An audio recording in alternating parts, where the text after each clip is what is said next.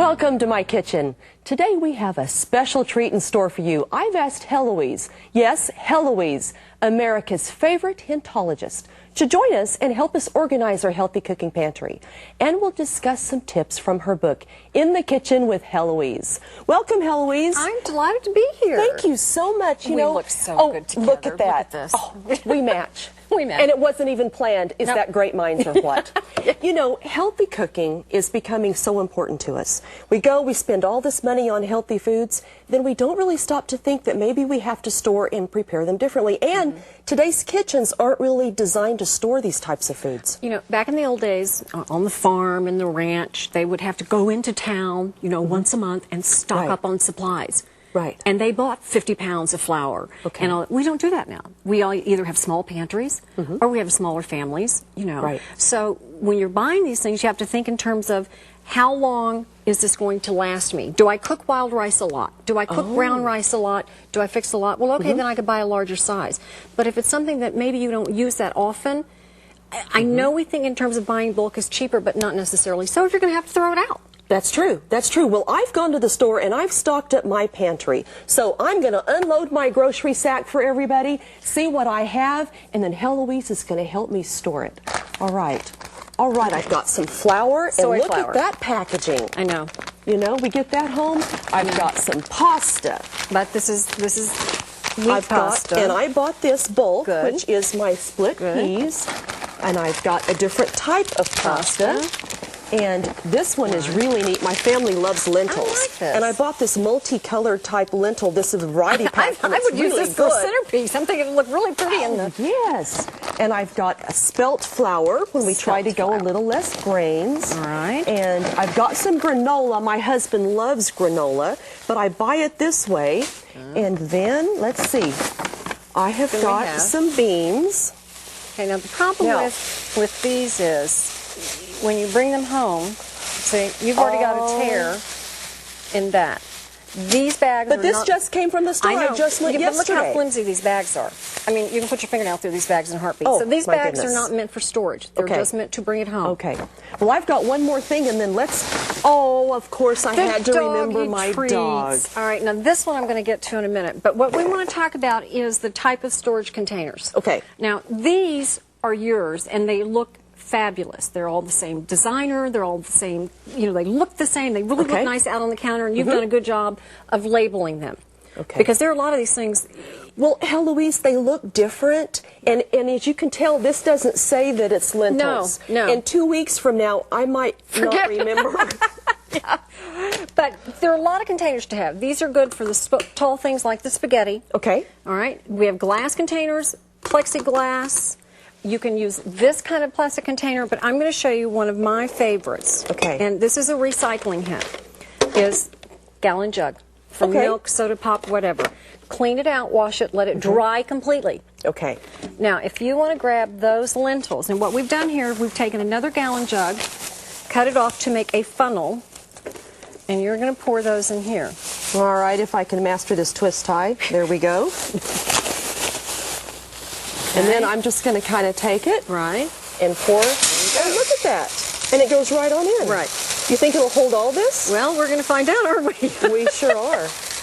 It would be wonderful if it did. Okay. Now, this is an easy way to do this because this plastic will keep varmints out. All right. There you go. All right. Put the lid on it, and you want to mark what it is. And here's the important part. Put the date on it that you bought it. The date you bought it. The date you bought it, Okay. or the date that you brought it into your house, because that will then give you an indication. See, maybe you don't use them a lot, and you go in there a year later going, I don't know. Okay. It's really important to realize that a lot of these natural foods, some of the steel-cut oats, oatmeal, brown rice, since they don't have as many preservatives or any at all, they're not going to last on your pantry shelf the way other things do. Okay. So it's important, and a lot of these things is if you want to put them in the refrigerator, it will help prolong their life. Now, prevention is really, really important to keep pantry bugs or weevils out. Okay. And not to get gross, but when you bring this granola or these doggy biscuits home, those little bugs are already in there. So you want to help prevent them migrating. Heaven forbid they multiply. Okay. That's why it's important to put them in something like glass, plastic, this plastic. Something that seals really tight. Something that seals real tight and that the little bugs can't eat out. See? And at the very minimum, rebag them in a zip bag. Even if, see, this, as you said, this stuff tears, you can't reseal it. But you don't want to transfer it because you've got all the nutritional information. Right, that's a good point, because I never know. I want those instructions. Right. So that's why, at the very minimum, once you open this bag, just insert it in there. Put this in a zip bag. One, your instructions are there, the nutritional information is there.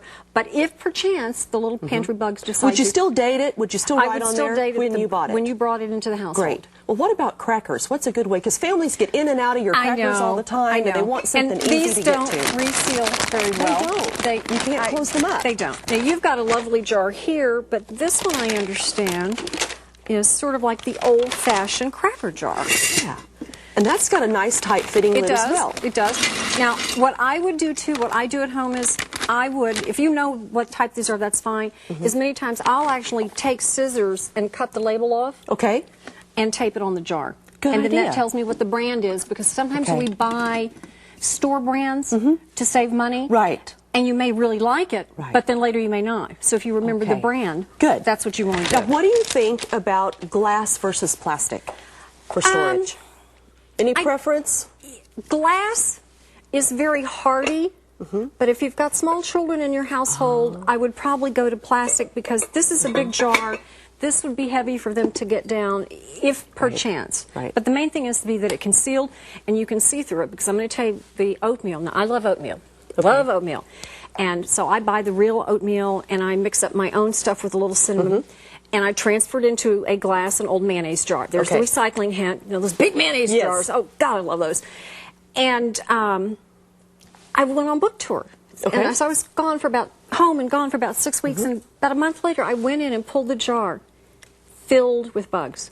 Oh, no. Absolutely filled with bugs. So that shows you, it's not you. It's not that you have an unclean kitchen. It's not that you haven't cleaned out your pantry. You're bringing it in, so that's why it's really important to put these things in other containers. Because otherwise you have to throw it all out. Well, what do you find works really good for labeling? Because I know some of the tapes are real gooey on the back, and sometimes I just don't get along with different taping measures. So what's handy? You said this was good. Well, that's the peel off, the pickets. They're just actual file folder labels, but they're removable. Well, if you're in a hurry, you know. And I usually am. This is duct tape. This is purple duct tape that I found somewhere. I mean, it may not really look good, and we were talking earlier that gaff tape that they use in the industry to tape things down. Whoops, hello. All right, so at a very minimum, if you wanted to label it in a hurry, you could simply do that, put on what it is, and put the date you brought it in. And we'd make it a little bit nicer looking at home. But it's going to be in your pantry. Right. You know. And then you can just peel it off when you wash it and put a different item in there. So labeling is important. Labeling is important because everybody in the family needs to be able to go in there and say, oh, I know where the crackers are, I know where the granola is, or what's in this? I don't know. All the grains start looking alike.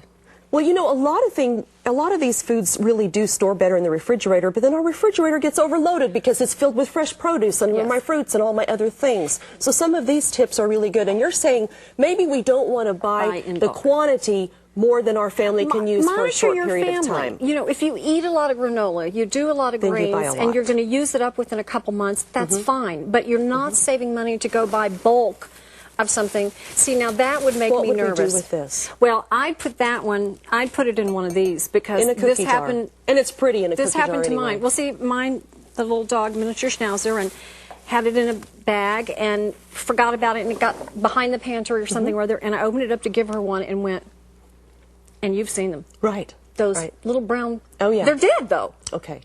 But we don't want them in our pet's food either. No, I don't want to give that to my dog. Well, Heloise, do you have any other tips from your book that you'd like to bring up today?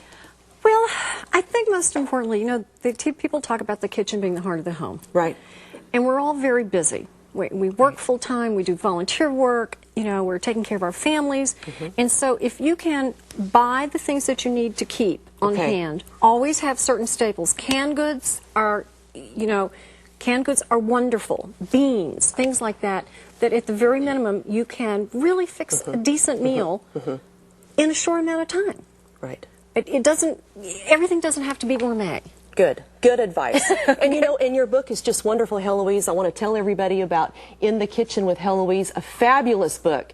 It is just wonderful, filled with so many tips. And tips for all of this, what you see in front of you today. Thank you so much. Thank you for being with us today and sharing these tips with everyone. I know that they're just excited, and everyone out there watching is going to be inspired to organize your pantry today.